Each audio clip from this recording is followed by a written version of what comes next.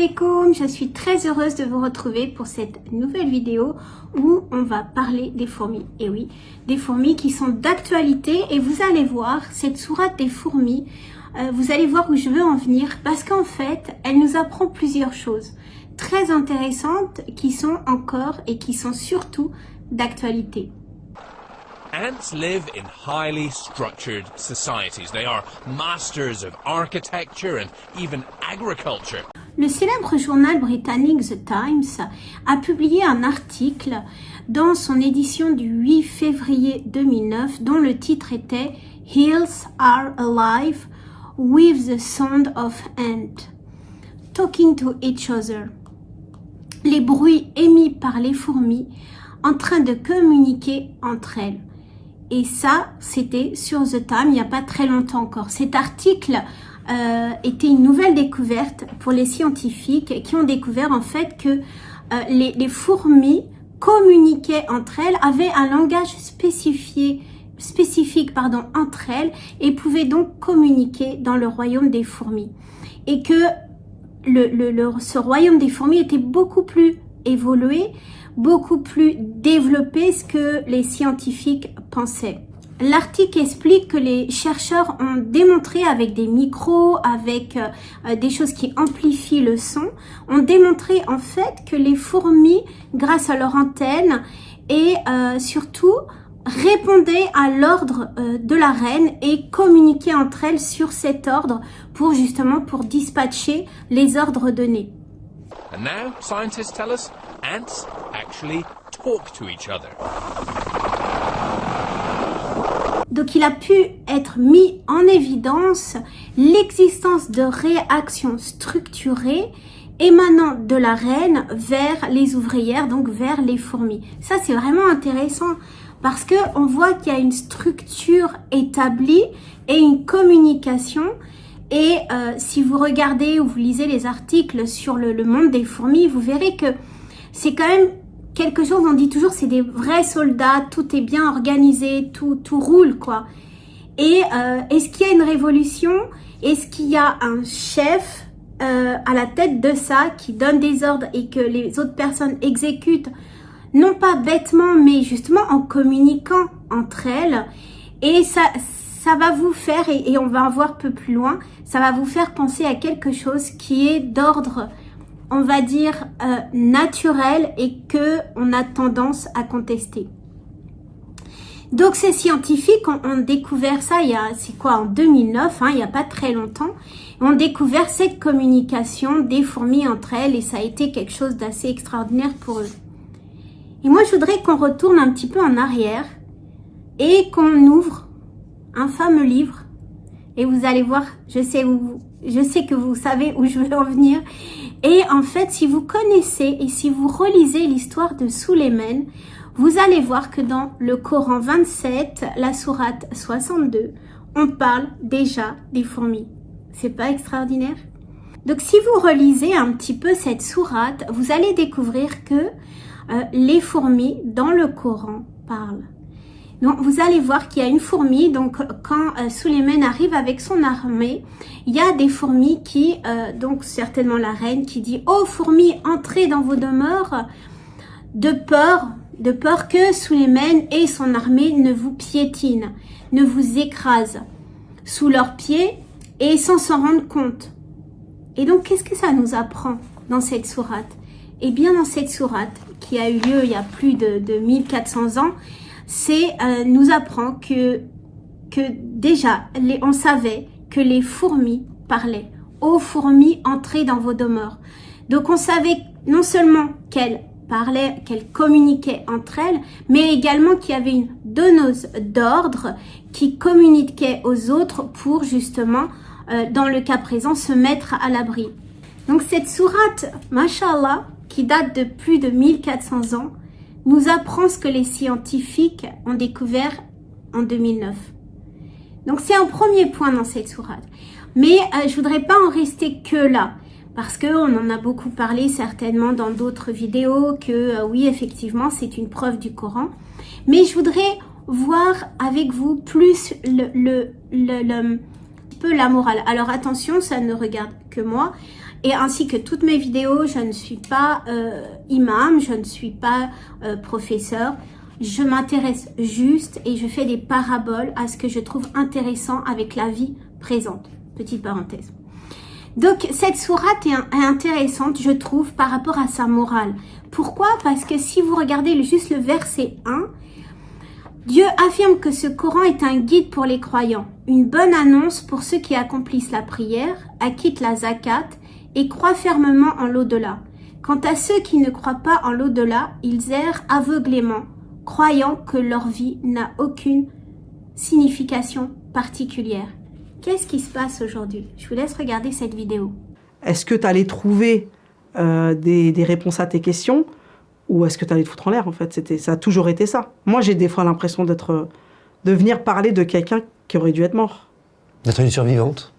Ah ouais, complètement. Ah ouais, une miraculée. Ah ouais, complètement. Complètement. Je veux dire, ça c'est sûr et certain. Et pour vous, ce nom Diams, qu'est-ce qu'il évoque? À quelle femme est-ce qu'il renvoie? À une femme qui si elle n'avait pas trouvé la paix, serait morte. Ça c'est sûr. Moi, normalement, je suis morte. Ça c'est certain. C'est-à-dire que quand je raconte vraiment que j'ai voulu mettre fin à mes jours, c'était sérieux, quoi. C'est-à-dire que vraiment, ce que je dis souvent, c'est que, vous voyez le désert, l'image du désert, quelqu'un qui avance dans le désert et qui est perdu, qui sait même plus d'où il vient, parce qu'il a perdu ses repères, il sait pas où il va, parce que c'est le désert. Il pense qu'au loin, il y a des choses, et en fait, c'est des mirages. Et il meurt de soif, et il est dans ce désert, et il est seul, il est tout seul, il sait pas où aller, mais il marche quand même. Mais ça, c'était moi dans la vie. C'est-à-dire que je marchais parce que ma mère, elle voulait que je marche. Ma mère, elle voulait pas que je meure. Mes amis voulaient pas que je meure. Mais je marchais pour aller où? Pour faire quoi? À ce moment-là de ma vie, je me dis que la mort, elle est préférable à ce que je suis en train de vivre. Donc vous voyez que cette sourate des fourmis nous informe déjà que... Et je voudrais d'ailleurs faire une petite parenthèse que je reçois des messages de non-musulmans.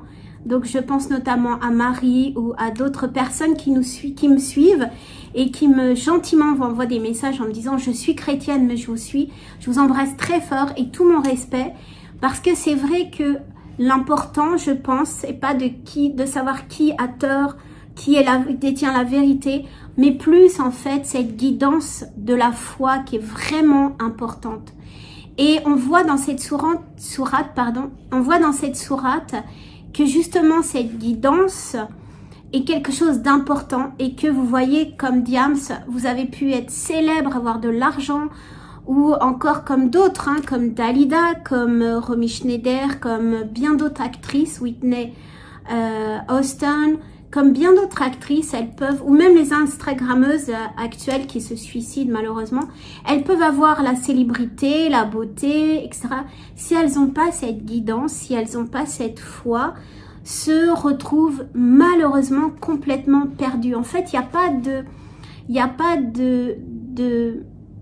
du pourquoi. Il n'y a pas du pourquoi on va faire les choses. Et dans cette sourate, je reviens à ma sourate des fourmis, pourquoi justement on contexte toujours le fait qu'il y a un chef qui donne des ordres. Regardez ces fourmis, elles obéissent à la reine qui donne justement ses instructions et les fourmis exécutent. Si je veux aller plus loin, on peut vraiment mettre cette parabole avec aussi ce qui se passe dans un couple. Dans un couple, il ne peut pas y avoir deux capitaines qui qui conduisent ce foyer.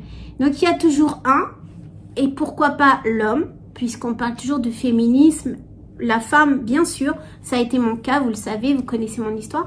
Mais si c'est un couple, pourquoi l'homme ne devrait pas être à son rôle d'homme, conduire ce foyer avec les responsabilités qui lui incombent, et la femme suive alors pas ses ordres, parce qu'elle a le libre arbitre, comme on en parle dans le Coran, mais en tout cas suivre ce capitaine et pouvoir discuter bien sûr des discussions, pouvoir discuter bien sûr des décisions. Mais comme dans tout ordre, et on le voit dans cette sourate des fourmis, il y a toujours au moins un capitaine pour diriger. Et dans notre société actuelle, le problème, c'est que on veut se disputer, on veut absolument prendre cette place de capitaine. Et qui sera surtout ce capitaine? Alors, dans le cadre d'un mariage, par exemple, c'est souvent, et grâce à ce féminisme négatif, puisque vous le savez que je suis pour le féminisme féminin, et non pas ce féminisme radical. Et donc, on va discuter cette place de capitaine et on trouve que ce n'est pas normal, que c'est l'homme qui prend les décisions et pourquoi moi je ne le prendrais pas aussi. Et en fait, on arrive à une dualité et le navire ne va nulle part. Ou alors, en tout cas, en plein dans le... Alors, pas dans le mur parce qu'on est en mer, mais en tout cas, va en plein dans la tempête. Imaginez, vous avez une tempête, vous êtes dans le navire, vous avez une tempête devant vous et vous êtes en train de discuter le commandement du navire et est-ce qu'on va prendre les vagues de gauche, de droite, de front, etc. Le temps que vous discutiez, le navire coule complètement avec tout le monde. Il n'y a aucun survivant. C'est la même chose dans le cadre d'un mariage, dans le cadre du foyer, d'un couple.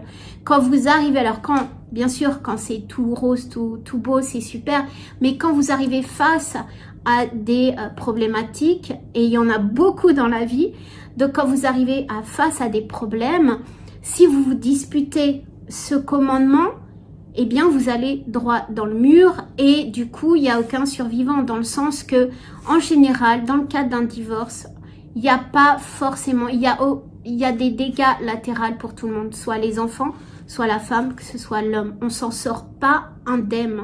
Oui, c'est un droit qu'on a, mais c'est pas forcément le plus judicieux.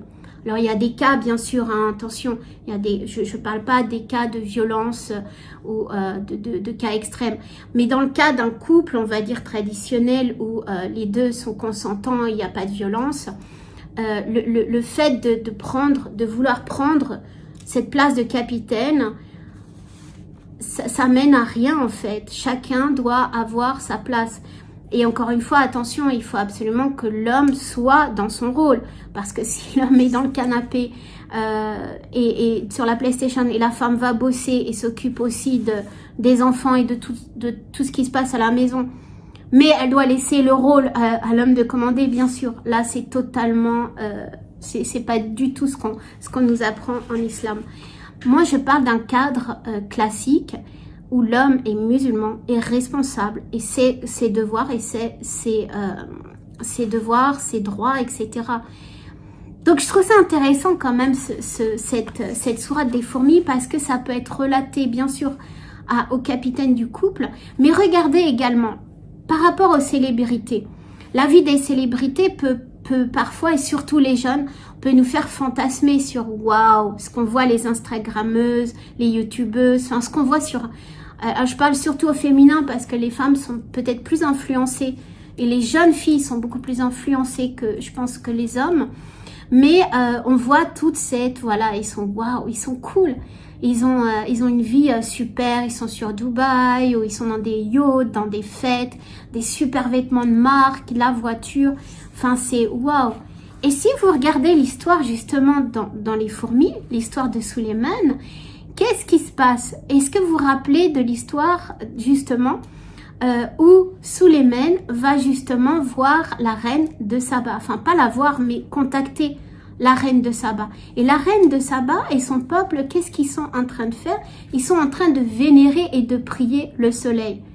C'est un beau parabole quand même. Le soleil, c'est un peu les lumières, le strasme, etc. Et la reine de Saba et son peuple sont complètement détournés du droit chemin, de la vérité, par ce soleil qui vénère. Donc la moralité, alors on peut parler de moralité islamique, mais c'est surtout la moralité religieuse, parce qu'il faut savoir qu'en islam, c'est quand même la continuité des deux autres livres sacrés, que ce soit la Bible ou la Torah. Et donc cette moralité religieuse, en fait, font les causes premières, c'est la force première des caractères nobles, des caractères de la vertu des croyants.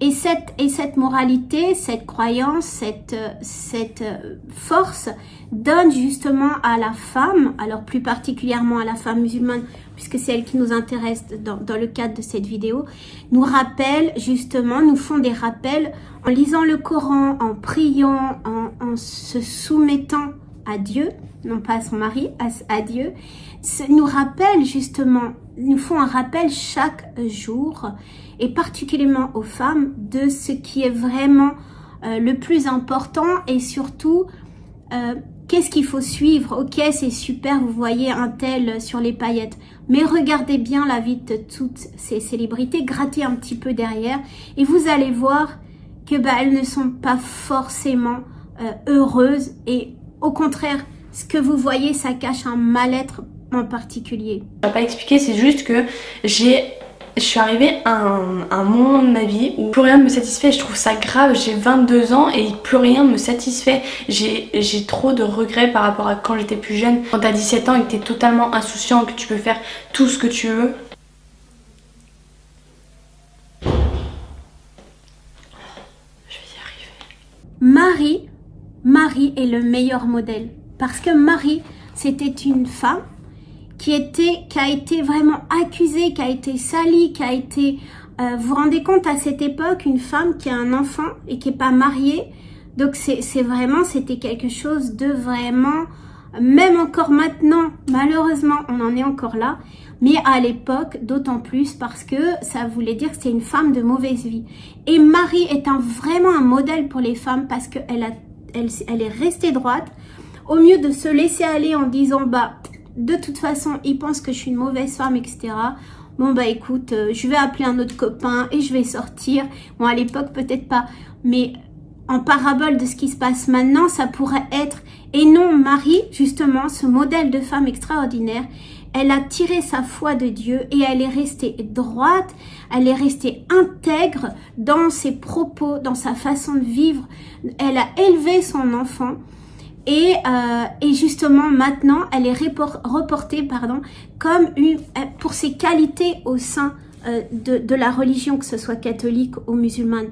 Et au mieux d'en faire un modèle, vous dire, et en montrant du doigt, voyez ce qui s'est passé avec cette femme, elle a su, imaginez, elle a su pouvoir prendre ce qui était négatif, elle a pu le montrer en positif, et elle est restée droite malgré tout ce qu'on a pu lui faire, ou en réputation, ou vraiment lui casser du sucre sur le dos, comme on dit. Et ça, c'est vraiment ce qu'on oublie aujourd'hui. Et c'est ce que je vois en tout cas beaucoup sur les réseaux sociaux, dans les forums, les femmes ne se respectent plus. Et je voudrais vraiment m'adresser à vous, mes sœurs, faites attention à vous, parce que de dire que tous les hommes sont des... alors je vais pas dire le mot, mais c'est peut-être un petit peu votre faute. Pourquoi? Parce que vous ne vous protégez pas assez et vous vénérez peut-être un peu trop le soleil, et il faut absolument revenir aux fondamentaux. Lisez cette sourate, les fourmis, et dites-moi ce que vous en pensez. Ça me fera vraiment grand plaisir de lire vos messages, parce que moi, cette sourate des fourmis, elle m'a vraiment interpellée. Je vous dis à très vite pour une nouvelle vidéo. N'oubliez pas, partagez, likez, et avec grand plaisir à une prochaine vidéo. Ne laisse pas les autres te salir. Ne laisse pas ce monde te salir. Et sois toujours belle. Sois toujours comme une lumière, même si les autres y cherchent à t'éteindre.